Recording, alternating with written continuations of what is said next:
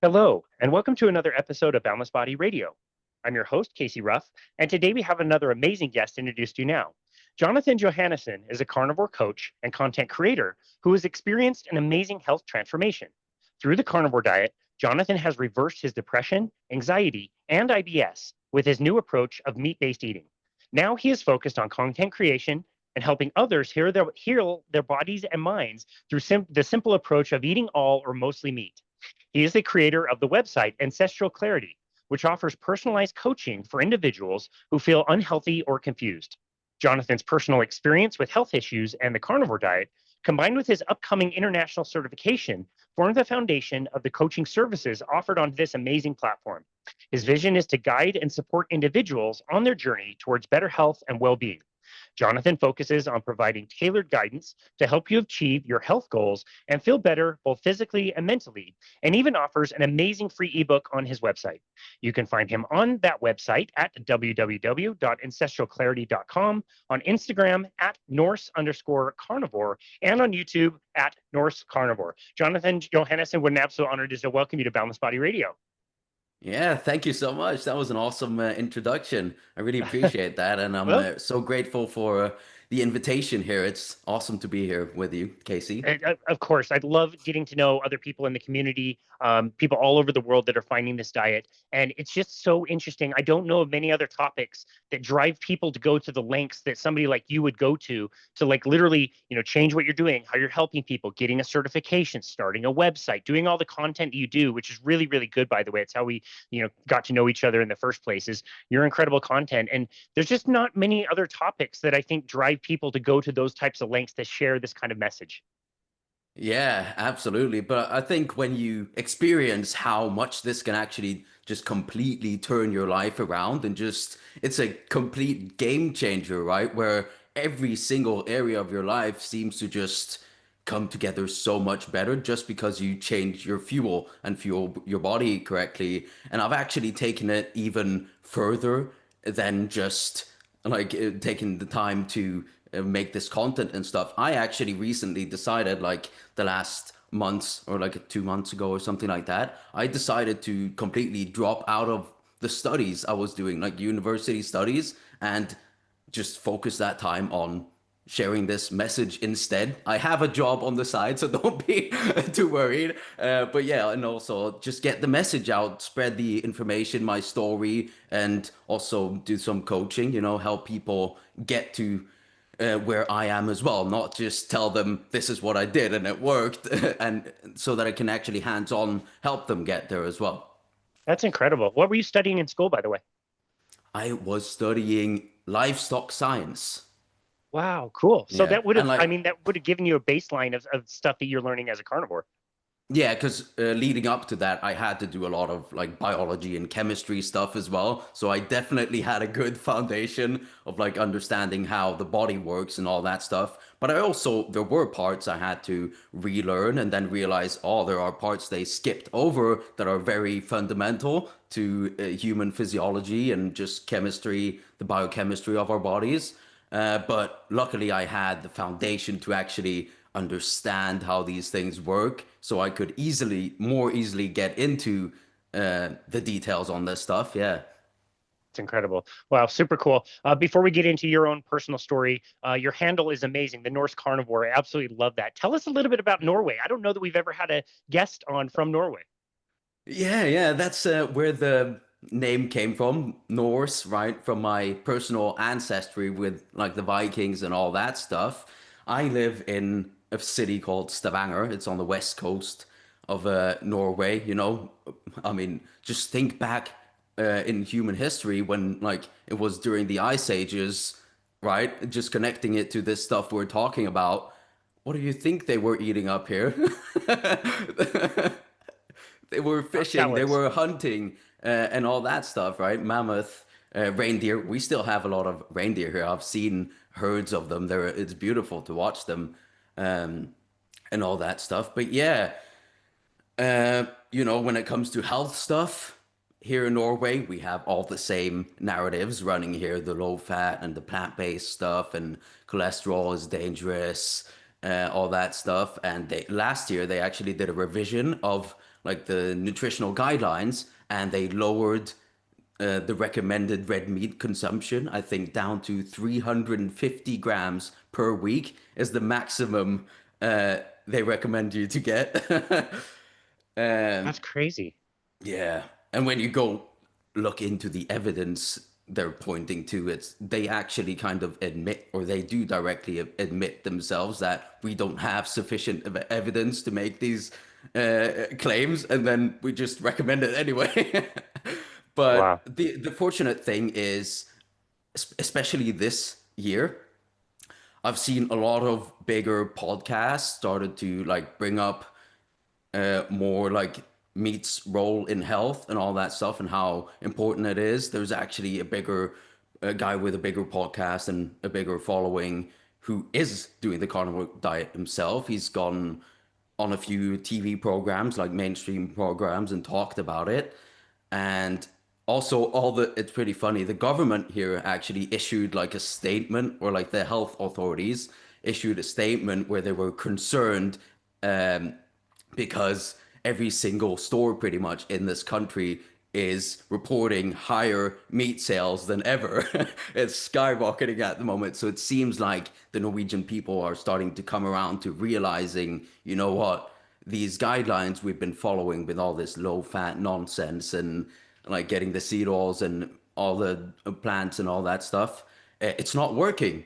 We're really sick and it's Yeah. not getting any better, and they're just putting us on medications. So I think at some point these lies are just bound to fall apart, right? Because people just realize, looking at themselves, that I'm following this stuff and it's not working. And it's the good thing is it seems like the Norwegian people is actually waking up, Wow. and that, yeah, I'm very happy to see that. That's wonderful news. And yeah, you think about that climate, of course, might be nice in the summertime, but more time than not, it's going to be pretty cold up there. And the only food source you're going to have is going to be, like you said, hunting, fishing, that sort of thing. That's fairly obvious. And that was going to be my next question, actually, from your observation. Like the proponents of the guidelines around here in America say we make these guidelines and the people don't listen. And everybody I seem to talk to say they made the guidelines. I did listen. I did try that stuff and it didn't work. Is that your same observation that people really are doing their best and trying to follow the guidelines, or at least in the past, they have been, again, to this point of like maybe now meat sales are going up, but to get here, they followed the advice. Is that something you could say that you have observed in people around you that live around you?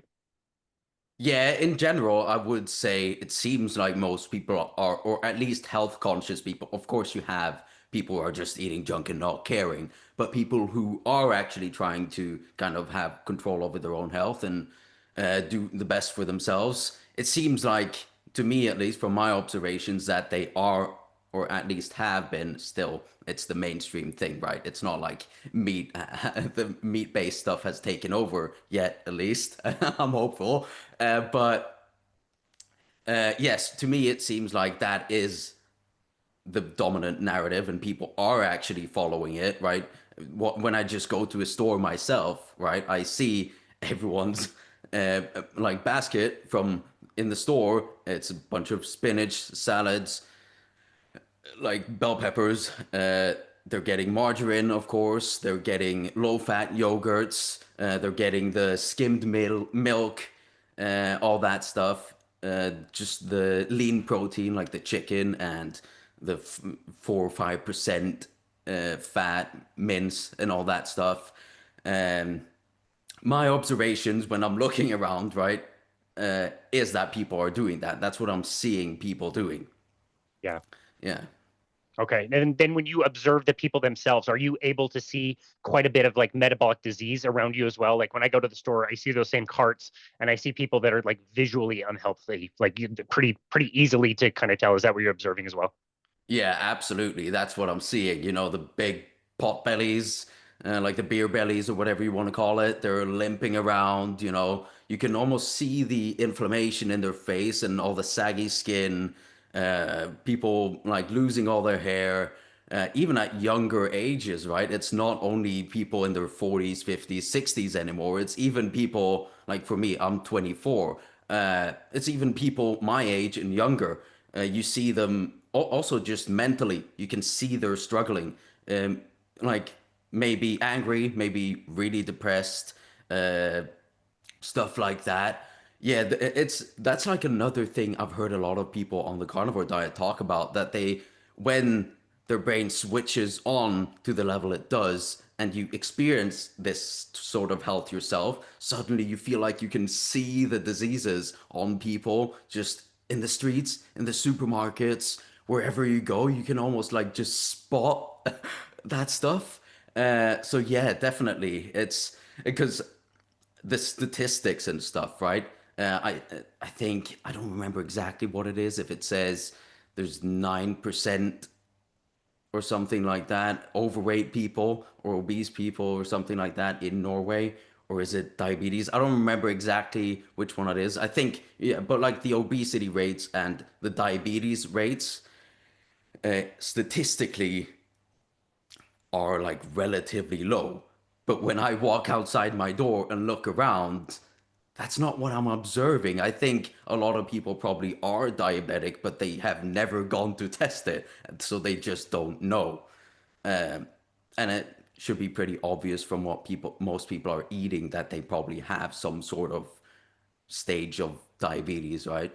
Yeah, good call. It's so unfortunate because, like you said, like when we think of people from your area of the world, we do think of the Vikings and like people that are super tall, very strong, really vital, and you know which foods, like you said, are going to really encourage that. And so it's so sad to see some of these other countries that are kind of heading in the same direction, with the United States leading the way and providing, terrible guidelines for our country and having that catch on all over the world, and seeing everybody follow us into poor metabolic health is really, really sad. So yeah, thank you for the update there. Hopefully that continues to turn around, and you're a big part of sharing that message in your corner of the globe. But for now, can you tell us a little bit about your own personal story, your upbringing? Tell us about the foods that you were eating. Were you eating those same things, that you were just describing, that a lot of people in your country are also eating now? Yeah, so absolutely. We can go pretty far back, you know. When it comes to the food, first of all, like growing up, we didn't really have much junk or anything in the house, because here in this country, that sort of stuff always like arrived many years later. We don't get stuff like at the same time as the US and UK get this stuff. Shows up years later, and you've seen on the internet that it exists for like 5 years, and then suddenly it appears here as well. Same with like fast food chains and all that. And so basically, like like traditional Norwegian food, it does usually include meat, like typically lamb or mutton is like a huge part of the culture here. Um, like a stew or something like that. But then you also have a bunch of potatoes, starchy stuff, the vegetables, cabbage, carrots, broccoli, all that sort of stuff. So that's like the typical. Oh, yeah, and a lot of bread. That's the standard. You wake up and the first thing is you go get your bread with some, margarine on it, and then I don't know, some sugary stuff, jam, or we have this thing called brown cheese, uh, which is basically like it's made from goat's milk traditionally, I believe, and Hmm. then they really heavily cook it down so it's concentrated in like the carbohydrates, and then they add a bunch of sugars to it as well, and then caramelize it. That's how it Uh, becomes brown, right? Um, so it's really, really heavy in sugar. That's like a traditional thing people put on the bread as well. So it's basically just a sugar bomb. That's what it is. Uh, and yeah, people, and then like the fruits, all that stuff, and yeah, basically that's it. But for me, yeah, going back to my story specifically, ever since I was little, just like a baby, just from being a few months, I already had issues, especially with my gut. My mom's told me that already when I was still wearing diapers. It was like with my gut, the situation was either they had to like press my legs up really, really hard to try and help me get stuff out. I was so constipated, right? Still wearing diapers, or I spray painted the walls brown. That's what she's told me. That's wow, actually something that happened, apparently. uh, wow. yeah. And, you know, um, also I always like fell asleep just suddenly, crashed from all the carbohydrates probably, right? Just fell asleep anywhere, under a table, just randomly on the floor, uh, out of nowhere, that sort of stuff. And then pretty much from there on, um, you know, I was always the kind of shy kid in class once I got to school and stuff. I didn't have any confidence really. Didn't I struggled talking to people. I didn't really have the social skills for some reason. I always felt a bit different, a little bit on the outside, didn't fit in. Didn't believe in myself and all that stuff. I also had a lot of anger in me. But thinking back, that anger really only came out when attention was directed at me. So I think it was this sort of anxiety thing, right? That I always had. I couldn't handle like all this pressure from that stuff. Like me being asked something, yes, from the teacher, right? Attention being directed to me. I couldn't, yeah, I just couldn't handle it. And I actually got so angry, I bit teachers sometimes, and I had to get carried out of the classroom and put in like a room on my own and that sort of Wow. stuff. It was, Wow. yeah, pretty bad. Um, Even though I wasn't like a rude kid, I wasn't like bad to anyone. I didn't bully anyone, or I wasn't bad to anyone or rude or something like that. I think I just struggled with insecurity, right? Wasn't confident and I couldn't handle all this stuff. It was too much. And then, yeah, I got older and I got fatter as well at the same time, right? I became the fat kid in addition to all this stuff. And of course, now I know this is a pretty good sign of me being metabolically sick already, right? And it definitely didn't help with my confidence, just took it even lower. Um, and then it just kept getting worse and worse, never really getting any better. Of course, you have ups and downs. Everyone does that, right? I can't just say it's constantly in the wrong direction, right? But in general, right, it's a downward trajectory. So yeah, when I get into my teens and all that stuff, I start developing really. I'm still fat, right? I'm not getting any looking any better, right? Just getting fatter, and my anxiety is getting worse. I start developing depression symptoms, right? I yeah, just really staying to my own, not really have, or I mean, I had some people I was around, some friends, but I didn't really know them, right? It's more like they were also kind of the same person as me and just someone to comfort yourself with, but we didn't really know each other. And then I get into the whole computer gaming stuff, and then I get even more isolated, right? Just staying in my room all the time, not really doing anything, just disconnecting myself from the world and my friends and people around me and all that stuff. Um, I start having problems with my sleep, you know, taking 3 hours trying to sleep to even manage to get to sleep and all that stuff. And then I Wow. sleep horribly. And then later, I even start having things like sleep paralysis. If you know what that is, basically, you wake up in your bed and you can't move. You're completely locked to your bed. And then for me, I also had this like I don't know if it's like an hallucination or something, but I saw dark figures over me, like as if they were coming after me. Wow. Yeah, at night, just waking up like that and just scared to my pants, right? Just not knowing what to do, and it's absolutely awful. And then all this stuff, just keeps getting worse, and especially up to the year 2023. That's kind of where I hit my absolute rock bottom in life. So I decided for myself I wanted to try to lose some weight. And the method I came to was this whole calorie counting thing. Unfortunately, like a lot of people fall into. And in the short term, right, it did actually, I'm going to be honest, I did actually start feeling better, right? I was more For sure. confident because I got in good shape and all that. And I started feeling a little clearer in my mind and all that.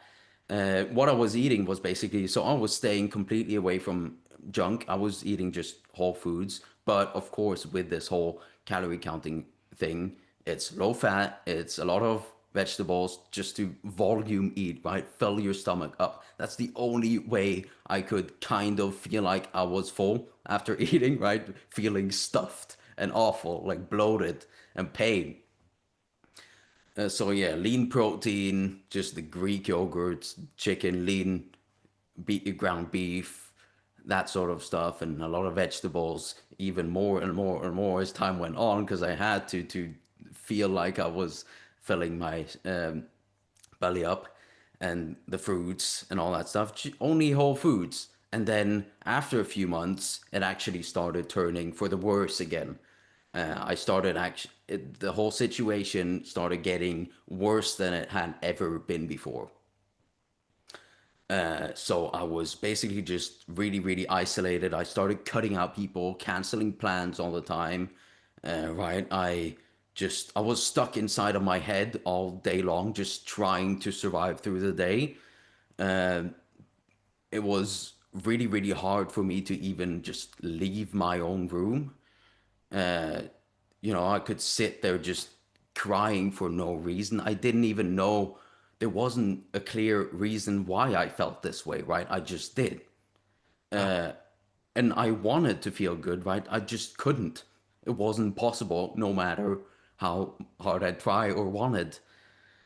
And yeah, these like mental things as well. I started actually almost creating, I don't know if it has a medical term or something. Like, I never really went to a doctor with this stuff. I just kept it to myself, never told my parents, never told my siblings, never told my friends. I just kept it to myself and didn't go to a doctor. I almost was at a state with my mental health where I didn't want help.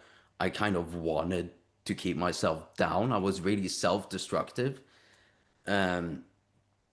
And yeah, when I've like looked at these symptoms, I see that a lot of the symptoms actually do go hand in hand with what they call schizophrenia, because I started hallucinating at the daytime, just randomly, right? Just seeing hallucinations, figures or things coming after me, hearing voices.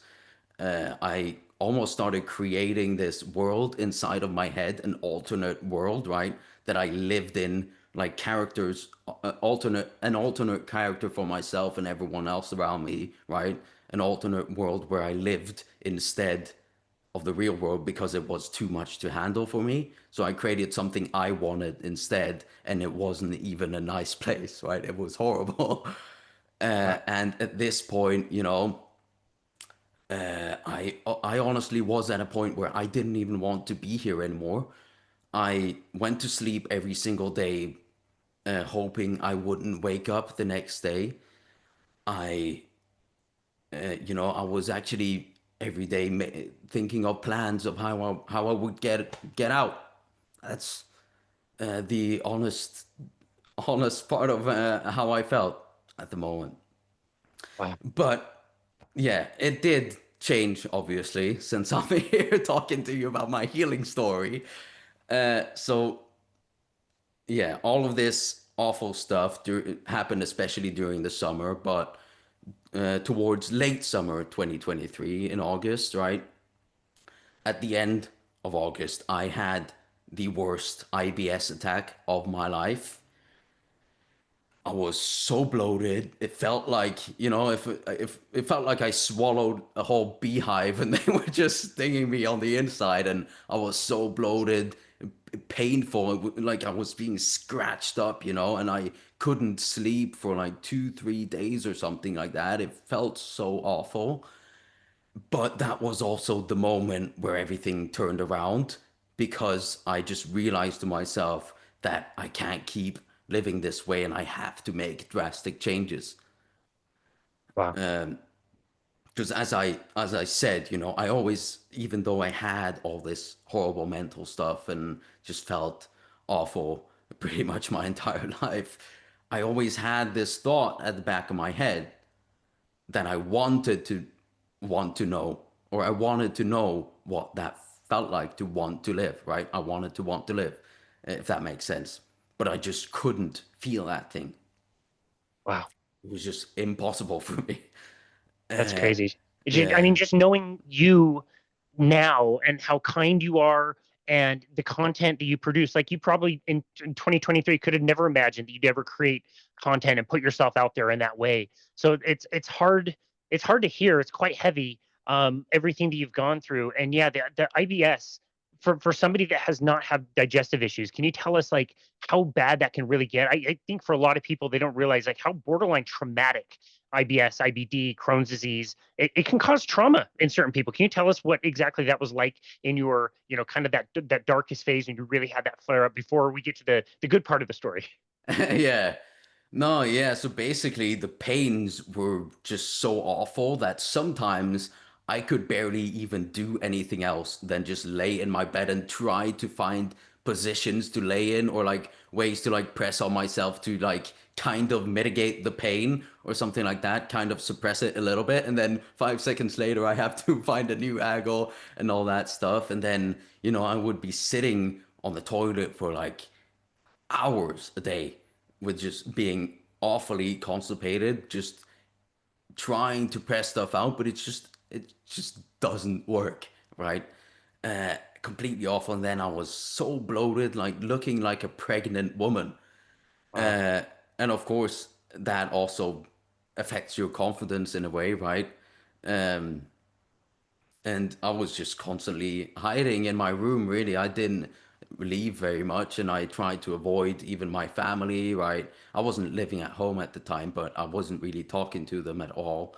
But when I was home for that summer, actually, I just avoided them all the time, like cancel plans, even with my family and all that. And there was this kind of joke within my family, like throughout my entire time of growing up, right? That, oh, we can't make spontaneous plans because we're gonna have to wait for 2 hours for Jonathan to get out of the bathroom, right?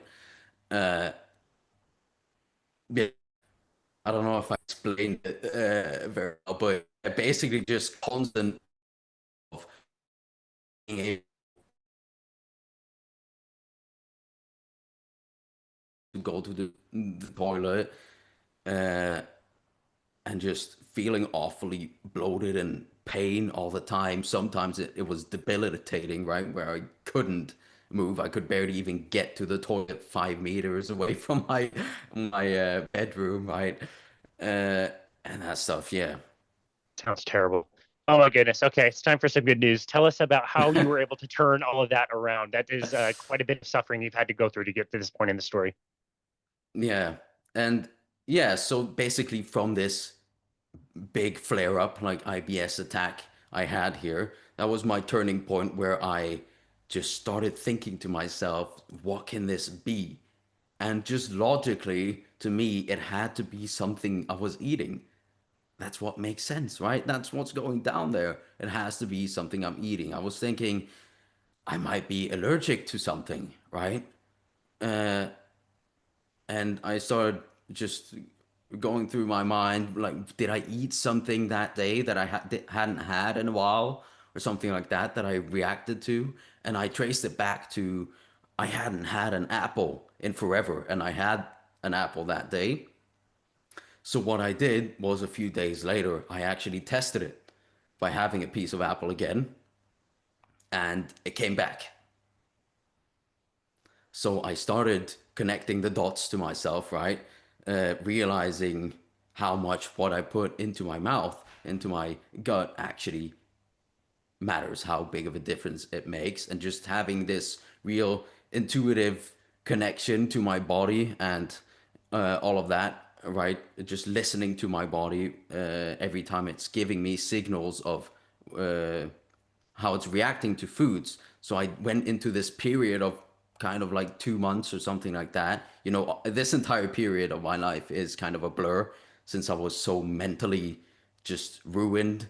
I don't actually remember everything, but I try to recall it to the best of my ability, right? So about like 2 months, I did this whole experimentation with my diet, like eliminating foods, trying to reintroduce them, to see how I felt. And just over the course of these 2 months, it seemed like every single time I cut out a fruit or a vegetable, a plant, that's when I started feeling better. And towards the end of this whole period, I sat there having cut out pretty much every single plant food. Keep in mind, at this point, I've never even heard about the carnivore diet. Amazing. Wow. I'm actually just experimenting on my own. I'm so desperate. I just need to get some relief from the gut issues. That's what I was focused on, right? And when I just go to have a bite of this avocado with my meal, right? Some eggs, some ground beef, and this avocado, something like that, I it just tastes like absolutely awful to me for some reason. It tastes like poison to me. And I just, since I had decided I'm going to listen to my body with every single signal it's giving me, that's what I need to do right now. I just kind of have to surrender to my intuition, I guess, or whatever you want to call it, my gut feeling. If that's a nice word to use, phrase Pun to use. intended. Yeah, right. Yeah, I decided this is just my body telling me that shouldn't eat this. I just have to listen to it. So I decided to throw it away. I spit out this avocado, I threw it away, and there I just sat with animal foods left on my plate, nothing else. And from that day on, pretty much I've just been 100% carnivore. That's amazing.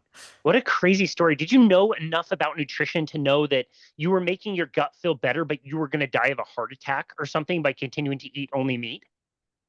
Yeah, so I of course had heard all these narratives myself. I knew enough about nutrition to where, for example, when I cut out all these foods, I knew that for me to have some sort of energy source, I needed to also up my fats. I couldn't sit there eating just lean protein as I was. So I had to do that at the same time. And also, I've heard this cholesterol nonsense, the fiber stuff, uh, and all that. But I think there was just this desperation, right, in me to where I don't know, I think I was so focused on just needing relief from these gut issues. I was sick of living that way that I didn't really think of it just yet. Um, I think I was just focused on getting relief, right? Feeling better. And I was feeling better the entire time. It just wasn't going completely away until I cut out the last piece of those plants. Yeah, it was just steps in the right direction that was making you feel better. Primarily, did you notice first in the gut, or were you also noticing like a lifting of the depression or the anxiety or anything else that came along with that? I think, yeah, definitely it started in the gut and then the mind followed, right? Uh, so I can, from the day I went fully carnivore, right? Then what I've come to when I've tried thinking back on this stuff is I think pretty much just 3 days into being fully carnivore, I just woke up that day from a great night of sleep I've never even experienced before, right? I have so much energy, just unlimited, untamable, right? I just get right up from my bed, no like snooze button like I did before, just get right up. It was early morning, like 6, 7, something like that. I was living in the UK at the time. Um, I just suddenly my brain fog was gone. My depression had lifted, right? My anxiety was just completely gone. My first thought was just, does anyone want to do something? Like, I just wanted to do something. And I just went out the door. I just started walking. I just had to do something with all this energy and happiness I suddenly had. Like, for some reason, all the bad thoughts I used to have, it was all gone, like not even a hint of it, and so much energy. I think I walked for like hours on end that day. I just didn't stop walking. I just had to keep going. I couldn't stop. And then that day is actually the same day that I found out about this whole carnivore diet thing on the internet, because it's actually a pretty funny way I found out about this, because I decided I wanted to call my parents. For some reason, I felt like I just need to call them and tell them about this. So when I called my mom, I just started telling her, so I've been experimenting with my diet and this is what I'm eating now, and I don't understand what's happening to me. Why am I why am I suddenly feeling so good and like I have so much energy? And she told me, I can actually just hear it in your voice. There's something happening here. I can hear it, like a difference in you, a drastic Wow. difference. And she started talking about how she goes to Pilates. And a lot of people in the Pilates community apparently do this sort of diet. She's already heard about keto and carnivore diets through those people. And she's also apparently seen people on the internet, social media, doing this stuff. So she already knew about it. And because of that, I could already start looking into it. And I've always been the kind of curious person where I want to learn. Of course, I had this questions, right? The cholesterol, the fiber, all that stuff. And I've always been a curious person, where in class I always kind of got pushed down by the teacher every time I did speak up, because I always wanted to know not just this is how something is, but why? Why is it like that? You can't just sit here and tell me that's how it is without saying why it's like that. And then they just shove you to the back, right? And they don't want that sort of question. And I was always that sort of person. So when I get to hear about this, I want to learn, right? Why is this working in this way for me? Why is it affecting my mind, my gut in this crazy way? Why does this work? How does it work? Uh, and can I even keep doing this? Is this safe to keep doing? Which I have discovered. I am very confident this is the proper way to eat for the rest of my life. That's amazing. What an interesting story about finding all this stuff. Do you remember in the beginning, as you look back, who the people you were finding, like what were some of the best resources that you were finding in the very beginning as you were learning about this? Oh, definitely Anthony Chafee, people like Bart K. If you want to get really, really detailed on stuff. And I like nerding out about things. So getting into the biochemistry and all the complicated stuff there, I think is fun. People like Ken Berry, also finding, Kerry Mann, Homestead Howe, who has kind of a similar background as me. Or I mean, he was on a bunch of medications. Luckily, I was never on any. Uh, Looking back, I'm very happy I never did any Yeah. of that. But we had sort of the same background in in terms of like the mental issues and all that, and the weight issues. So that was very comforting for me to have someone to relate to, right? And then you have Dave Mack, right? You can go on there and just listen to all the stories. I think that's the most powerful part of all of it. That's how you actually, I mean, we as humans have traditionally always learned and passed on knowledge in that way. It's just another way we can get back to what's natural for us, really, to start telling our stories and sharing it in that way. I think that's the most important part of spreading this whole message, just telling the stories. Of course, all the biological stuff and that is also important.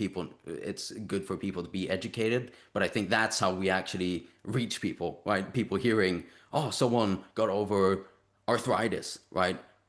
From eating this way, it just completely disappeared and it's been gone for the 5 years they've been eating this way. Well, logically, if it worked for them, it might work for me, right? It just makes sense. Uh, yeah. Yeah. That's amazing. Oh, good for you. So, and I love all of those people as well, and following them and getting to host them on our show has been amazing. I do want to talk to you about your content, and how you approach that. But before we do, take us through like a normal kind of day on a carnivore diet. Are you eating pretty much the same things all the time? How many meals do you eat? Do you change things? Do you have a lot of variety? Like, tell us about your own personal carnivore diet, where you are today, knowing that this can change and fluctuate, and whatever's working today might not always work, but yeah, where are you at with things today? Yeah, so I mean, there are other things that go into it as well. It's not just like a lot of us end up calling it the carnivore lifestyle instead, right? Because a lot of other things come with it. Like my mornings, I always focus on, I just get straight out the door, go get my feet on the ground, get some sunlight, even though it's not always sunny here in Norway. It is today, but most days it's cloudy and cold, but I get out anyway, just get some sunlight in my face, and then go for a walk. I like doing that in the mornings. Just gets my day started in a nice way, I feel. And then like most of the time, I just eat one meal a day, a pretty large meal, right? Uh, I've kind of naturally gravitated into it over time, really, where I just started eating this big meal and didn't feel the need to have a second one. I'm just not hungry after that. I eat enough for that one, and then I'm good. I think it's pretty convenient too, right? I don't have to think about food anymore. I just have that one meal and then move on. I usually think it's around like 11 a.m. to 1 p.m. somewhere for me. That's just when I end up being hungry. Sometimes I don't just fast if I'm not hungry at all. It's not really a big deal. I don't really think about food that much. And as for what I eat, I have actually recently, I did like, I took like a challenge from a friend of mine, like another a carnivore creator called the Lady of the Steak. Her name is Jennifer Linton. And I took her challenge to just do uh, ruminant meat and butter only. So I cut out the eggs and the fish for 30 days. And I actually, the strange thing is, I already thought everything was perfect, right? That I didn't have any issues anymore. But it seems like it's the sort of situation where you don't realize something's there, like an issue is there until it's gone. Because just like a few days in, I started realizing that actually I feel like I have less inflammation in my face. I feel like my gut is somehow even more calm, if that's even possible. My skin is clearing up even more uh, in some way, and I have even better energy. Uh, and I thought everything was already perfect, but it turns out perfect can still get better. So yeah, after the 30 days was over, I just kept going. I did actually try fish because I'm very confident in like thinking it's the eggs. That's like a common Yeah, thing for people, yeah, right? The proteins in the eggs can be an issue for people, and I tried fish just for the experiment of it, right? It's good for me as a coach to have experience with this stuff as well. So with me going into this area as well, I'm more willing to do a little bit of experimentation in this way. And then if I feel bad for a few days, that's fine. But I'm not gonna go to the lengths of eating broccoli. I'm not gonna do that because that's gonna be a detriment to me, right? But I didn't think the fish was the reason why. I thought it was the eggs, and I would guess the fish wouldn't cause much of an issue anyway. Maybe some, I don't know, loose stools for 2 days or something like that. But I didn't react to it, so I guess that's fine. And seeing as I'm from a coastal country, I mean, it just makes sense for me to be able to tolerate some fish. Maybe even it's important for me in some way. I mean, we don't have the actual like 100% answers to all these things, right? For some people, it might be important to have include some fish. So for some people, it can be harmful. Um, Even though we are mostly like just 99.9% genetically identical, but there can be some, we're also like the most ubiquitous species on the entire planet. So there might be some variations, I think. Um, but you're just gonna have to experiment and find out on your own, right? Uh, So I'm just staying away from the eggs now. So now I have some fish once in a while, some ruminant meat. I usually go for lamb or mutton or goat. I think it is kind of just tracing it back to the tradition here, right? All of our traditional dishes, pretty much, it's made with lamb or mutton. So this strong taste is what I've grown up getting used to. So when I go to beef, I actually find it taste like nothing, Wow. almost, unless I get certain breeds of cattle, like Dexter beef, for example. But it's probably because it's more of a like an ancestral breed. I guess it hasn't been bred from here to Mars. I guess like it hasn't been bred as much to like change it. I guess so. It probably has a different makeup. Uh, then I find it's more appealing to my taste buds. But I mean, the taste is really just a modern problem, isn't it?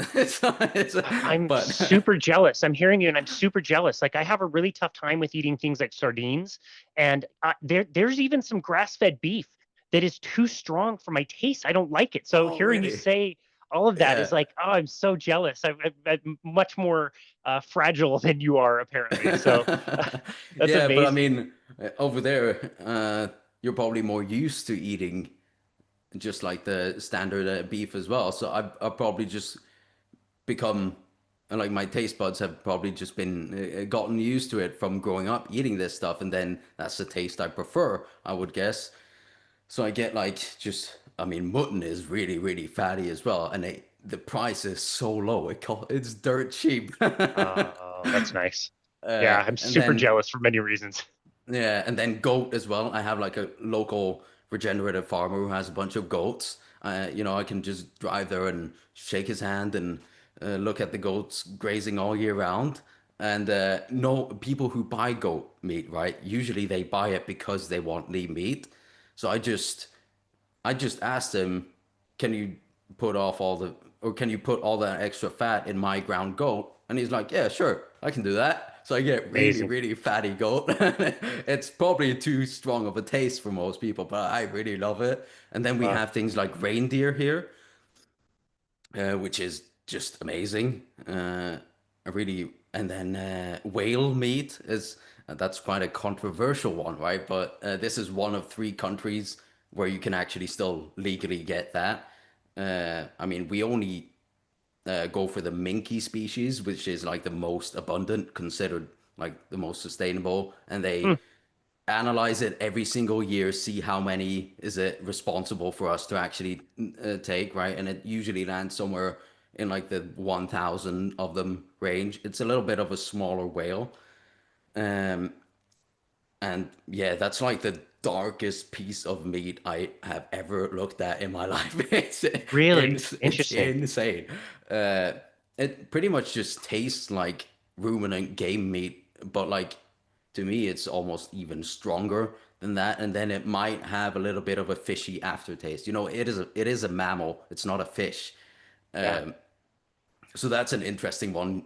You can pretty much just get here and a few other places.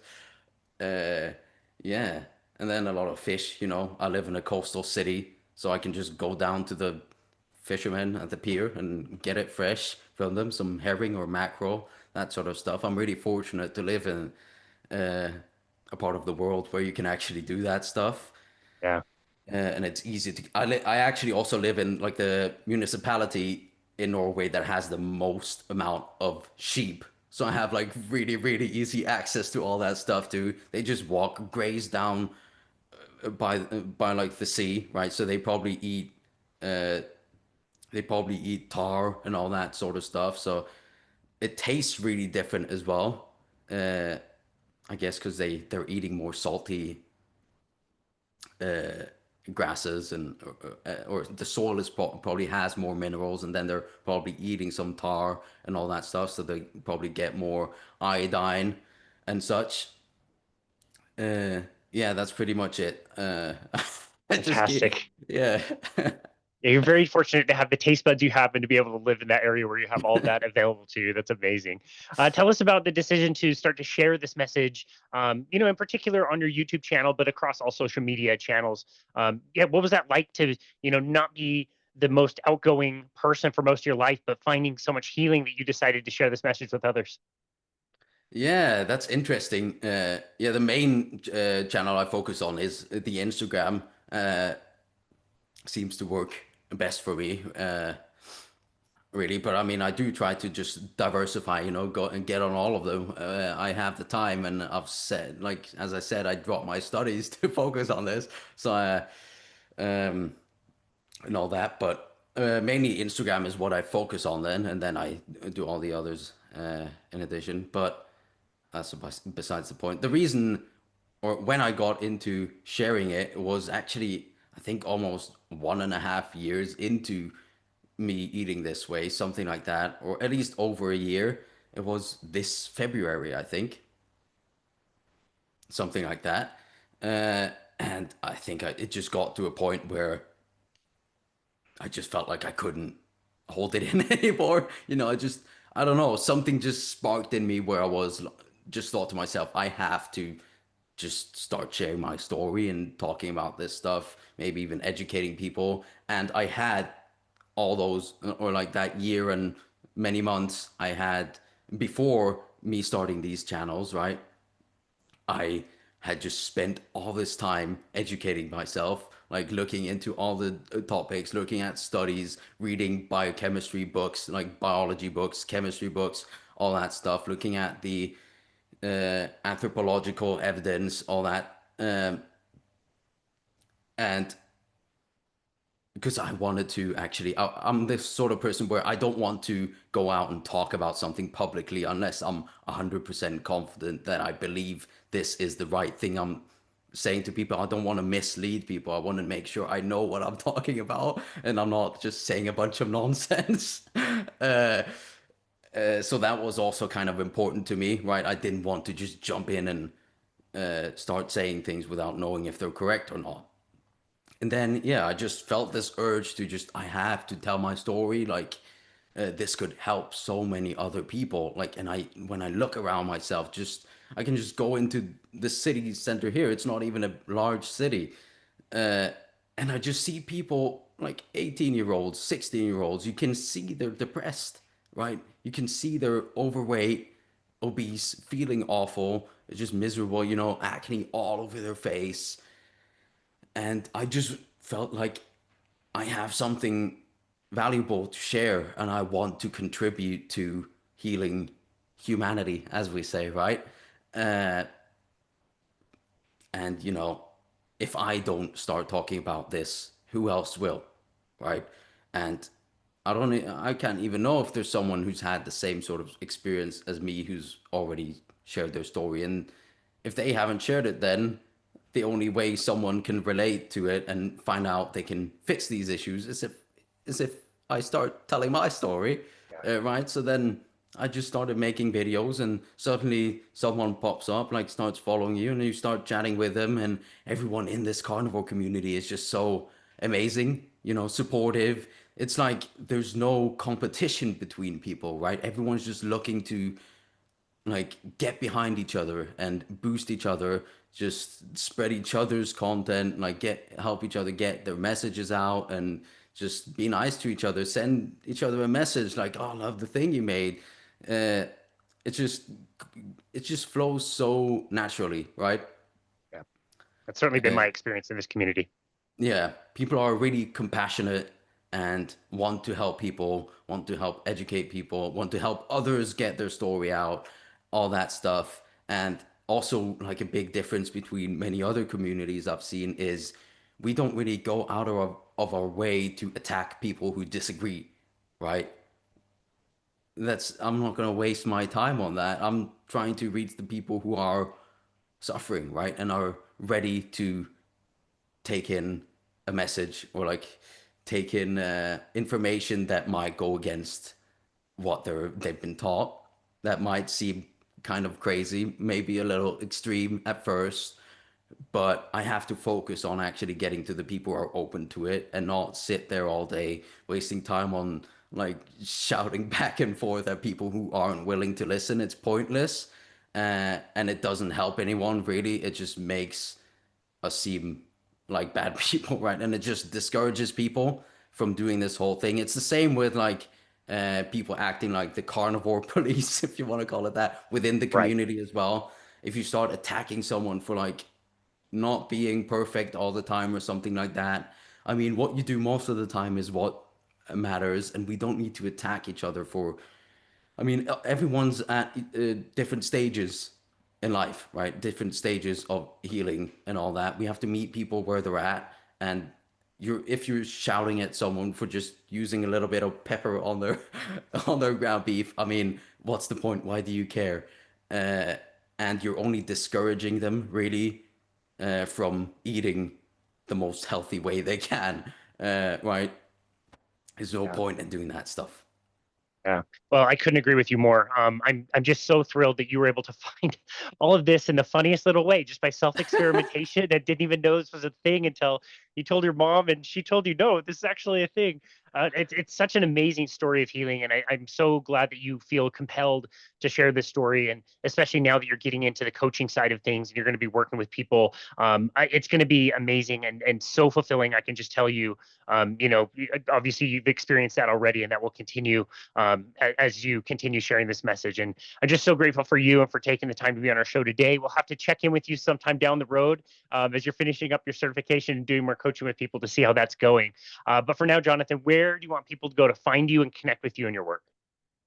Yeah, absolutely. Thank you so much again for having me on here. I'm really grateful for the opportunity to come tell my story, and it was a pleasure talking to you. And if people want to get in touch with me, you can find me on pretty much all the big social media platforms.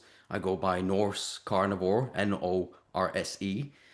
Yeah, Excellent. Yeah, we'll link all that up to make it really easy for the listener to be able to go and find you. Yeah, this has been an awesome conversation. You're such a friendly dude, and I'm so glad we got to connect with each other. And you're right, like you said, in the community, generally speaking, people are very kind and friendly and sharing. And no, there's not competition between all of us carnivore coaches. There's enough people out there that all of us can help. And the more we encourage each other and help each other along, the better it'll go. So, Jonathan, for now, thank you so very much for all of your amazing story and for sharing it here and taking the time to be on our show. We really, really appreciate you.